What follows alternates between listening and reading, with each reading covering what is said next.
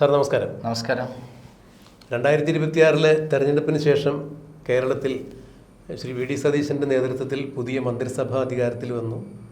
ആ മന്ത്രിസഭ അധികാരത്തിൽ വന്നു എന്നുള്ളതൊരു വാർത്തയല്ല, അതിലുപരി എങ്ങനെയായിരിക്കണം ഒരു മുഖ്യമന്ത്രിക്ക് ഇച്ഛാശക്തി ഉണ്ടെങ്കിൽ ചുരുങ്ങിയ നാളുകൊണ്ട് കേരളത്തിൽ എന്തൊക്കെ നടത്താൻ സാധിക്കും എന്നുള്ളതിൻ്റെ ഏറ്റവും നേർസാക്ഷ്യം തന്നെയാണ് നാളിതുവരെയുള്ള വി ഡി സതീശൻ്റെ ഭരണത്തിലുള്ള ഓരോരോ നടപടിക്രമങ്ങളും.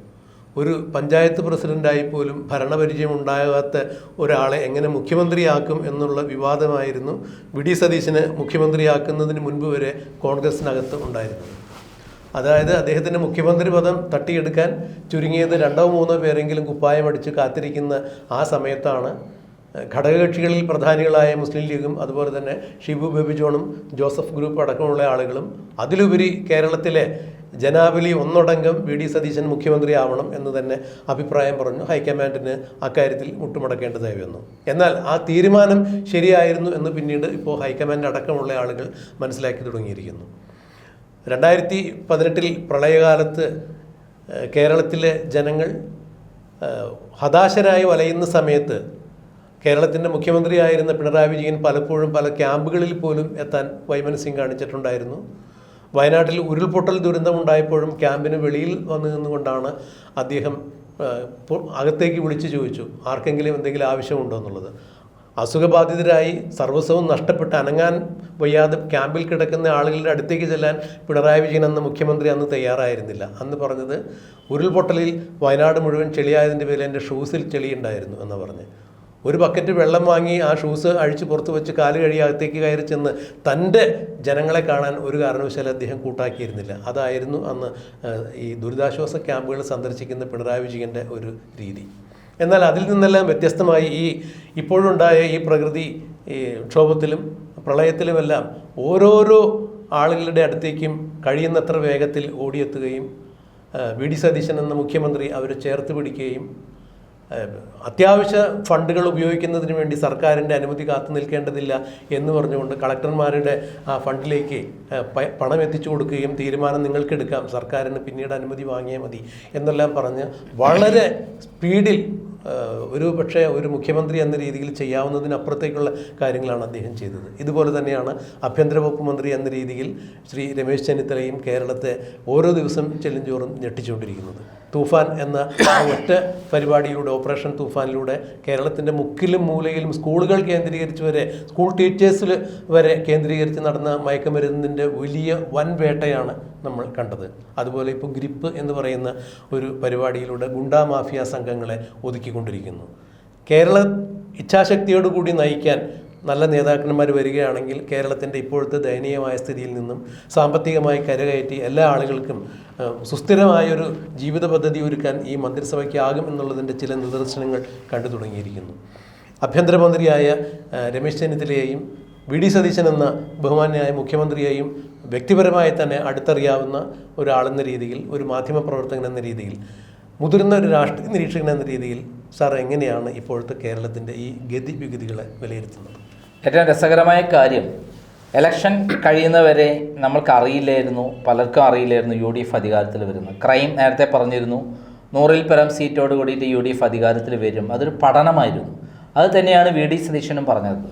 അത് കഴിഞ്ഞപ്പോൾ 3 മാസം പിന്നിടുമ്പോൾ കൃത്യമായി പറഞ്ഞാൽ കേരളത്തിൽ ഇപ്പോൾ ഒരു ഇലക്ഷൻ നടക്കുകയാണെങ്കിൽ 140 സീറ്റിലും യു ഡി എഫ് വിജയിച്ചാൽ അത് അത്ഭുതപ്പെടേണ്ടതില്ല. കാരണം നമുക്ക് കഴിഞ്ഞ ഗവൺമെൻറ് കാലത്ത് കേരളത്തെ നയിച്ചിരുന്ന പിണറായി വിജയൻ്റെ അഹംഭാവവും ധിക്കാരവും താൻ പ്രമാണിത്വവും താൻ രാജാവിനെ പോലെ ഉള്ള ഒരാളാണെന്നും ഇവിടെ ജനിച്ച ആളല്ല എന്നുള്ള ഭാവവും ഒക്കെ തന്നെ നമ്മൾ കണ്ടിട്ടുള്ളതാണ്. ഇപ്പോൾ പ്രളയം വന്നപ്പോൾ പത്തനംതിട്ട ഡിസ്ട്രിക്റ്റിലും അതുപോലെയുള്ള സ്ഥലങ്ങളിലെല്ലാം തന്നെ വി ഡി സതീശൻ എന്ന് പറയുന്ന മുഖ്യമന്ത്രി നേരിട്ട് പോയി ഒരു സാധാരണക്കാരനെ പോലെ അവരുടെ ഇടയിലേക്ക് ഇറങ്ങി ചെല്ലുകയും അവരെ കുട്ടികളടക്കം എടുത്ത് അവരെ കണ്ണീരൊപ്പുകയും ചെയ്യുന്ന കാഴ്ച മാത്രമല്ല, ദ്രുതഗതിയിൽ ഉദ്യോഗസ്ഥന്മാരുമായി ചർച്ച നടത്തി ഓരോരുത്തരും കൊടുക്കേണ്ട എമൗണ്ട് എന്താണ്, നഷ്ടം വന്നവർക്ക് എത്ര, വീടിൽ വെള്ളം കയറിയവർക്ക് എത്ര, 8 ലക്ഷം മുതൽ 10,000 വരെയുള്ള അവർക്ക് കൊടുക്കേണ്ട തുക അവകാശമായി കൃത്യമായി കൊടുത്തുകൊള്ളാൻ വേണ്ടിയിട്ടുള്ള ഓർഡർ ഇട്ടിട്ടാണ് അദ്ദേഹം അവിടുന്ന് സ്ഥലം എടുത്തത്. അതായത് ഒരു ഗവൺമെൻറ് താഴേക്ക് ഇറങ്ങിച്ചെന്ന് സാധാരണക്കാരുടെ കണ്ണീരൊപ്പി ആ വെള്ളത്തിൽ പ്രളയം നടന്ന സ്ഥലങ്ങളിലെല്ലാം കയറി ചെല്ലുകയും അവരുടെ കണ്ണീരൊപ്പം തന്നെ പരിഹാരവും നിർദ്ദേശിച്ചിട്ടാണ്, ഗവൺമെൻറ്റിനെ കൊണ്ട് ചെയ്യാവുന്ന പരിഹാരവും കൃത്യമായി പ്രഖ്യാപിച്ചുകൊണ്ടാണ്, നിർദ്ദേശമല്ല പ്രഖ്യാപിച്ചുകൊണ്ടാണ് പിണറായി വിജയൻ വി.ഡി. സതീശൻ അവിടെ നിന്ന് പോയിട്ടുള്ളത്. അതാണ് മാതൃകാപരമായിട്ട് കൃത്യമായി ആർജവത്വമുള്ള ഒരു നേതാവ്, മുഖ്യമന്ത്രി ചെയ്യേണ്ട കാര്യം. അത് കൃത്യമായി അദ്ദേഹം ചെയ്തിരിക്കുകയാണ്. ഇത് കേരളത്തെ ജനത കണ്ടുകൊണ്ടിരിക്കുകയാണ്. നമുക്കറിയാം, മുണ്ടക്കൈ ദുരന്തത്തിൽ അവിടെ പ്രളയബാധിതത്തിലായ ക്യാമ്പിലുള്ള ആളുകളെ കാണാൻ അങ്ങോട്ട് പോവാതെ എൻ്റെ കാല് ചളി പുരണ്ടിട്ടുണ്ട്, അതുകൊണ്ട് ഞാൻ അങ്ങോട്ട് വരുന്നില്ല എന്ന് പറഞ്ഞാൽ, മ്ലേച്ഛമായി പറഞ്ഞ അവിടെ കിടക്കുന്ന ആളുകളെ പരിഹസിച്ച, മനുഷ്യജീവനാണ് എന്ന് പോലും പരിഗണിക്കാതെ ഇത്തിരി ചളി കഴുകിക്കളഞ്ഞാൽ മാറ്റാവുന്ന ഉണ്ടായിരിക്കേ, അത് തൻ്റെ താൻ രാജാവാണ്, എൻ്റെ കാല് ചളിയൊന്നും പെരളാൻ പാടില്ല, എനിക്ക് അങ്ങോട്ടൊന്നും വരാൻ പാടില്ലാത്ത അഹംഭാവവും ധിക്കാരവും ഇതും കേരളം കണ്ടിട്ടുള്ളതാണ്. അന്നത്തെ ആരോഗ്യവകുപ്പ് മന്ത്രിയായിരുന്ന വീണ ജോർജാണ് ക്യാമ്പിനകത്തേക്ക് തലയിട്ടുണ്ട് വിളിച്ചു വെച്ചത്, ഇനി ആർക്കെങ്കിലും എന്തെങ്കിലും പരാതി പറയാനുണ്ടോ, മുഖ്യമന്ത്രി പുറത്തു നിൽക്കുന്നുണ്ടെന്ന് പറഞ്ഞത്. അതായത് കേരളം കണ്ടിട്ടുള്ള ധിക്കാരിയായ അതായത് 2 കാലിൽ പോകുന്ന ഒരു ജീവി, അഹങ്കാരിയായ ഒരു ജീവിയായിരുന്നു വീണ ജോർജ്. ധിക്കാരവും അഹങ്കാരവും അതിന് കൈയും കാലും വെച്ചാൽ അത് ആരാണ്? അത് പിണറായി വിജയനും പിന്നെ വീണ ജോർജാണ്. രണ്ടുപേരും ഒരേ മുഖത്തിൽ കയറ്റി കൊണ്ടിറക്കാവുന്ന ആൾക്കാർ. അതിനാണ് ജനങ്ങൾ മുഴുവൻ തോൽപ്പിച്ച് ഇവിടുന്ന് വിട്ടത്. വീണ ജോർജിൻ്റെ നാട്ടിലാണ് ഇത് ഏറ്റവും അധികം പ്രളയം ഉണ്ടായിട്ടുള്ള. ആറന്മുളയിലും പത്തനംതിട്ട ഡിസ്ട്രിക്റ്റിലാണ്. ആ പത്തനംതിട്ട ഡിസ്ട്രിക്റ്റ് ഉണ്ടായ പ്രളയത്തിൽ വി.ഡി. സതീശൻ നേരിട്ട് പോയി ചെയ്ത ഈ കാര്യത്തിലൂടെ തന്നെ അദ്ദേഹം കേരളത്തിൽ ആരാണ് എന്താണ് തെളിയിച്ചത്. ഒരു രാഷ്ട്രീയത്തിനപ്പുറം, അതായത് മതവും ജാതിയും രാഷ്ട്രീയവും ഒക്കെ മറന്ന് ജനങ്ങൾ ഒറ്റക്കെട്ടായി ഇപ്പോൾ വി.ഡി. സതീശനെ മുഖ്യമന്ത്രിയാക്കിയതിൽ അഭിമാനിക്കുകയാണ്. അവർ എത്രമാത്രം ചെയ്ത് ശരിയാണെന്ന് തെളിയിക്കുകയാണ്. അതോടൊപ്പം തന്നെയാണ് രമേശ് ചെന്നിത്തല ഒരു ആഭ്യന്തരമന്ത്രി എന്ന നിലയിൽ, തൂഫാൻ എന്ന നിലയിൽ കേരളത്തിൽ മയക്കുമരുന്ന് ലോബിക്കെതിരെ അഴിച്ചുവിട്ട കൊടുങ്കാറ്റ് കേരളത്തിന് മുഴുവൻ ആഞ്ഞടിക്കുകയാണ്. അതോടൊപ്പമാണ് അർജുൻ ആയങ്കരിയെ പോലുള്ള ഗുണ്ടാ മാഫിയ നേതാക്കന്മാർ, അതിൻ്റെ തലവന്മാരെ യാതൊരു വിട്ടുവീഴ്ചയുമില്ലാതെ പിടിച്ചകത്താക്കുന്നത്.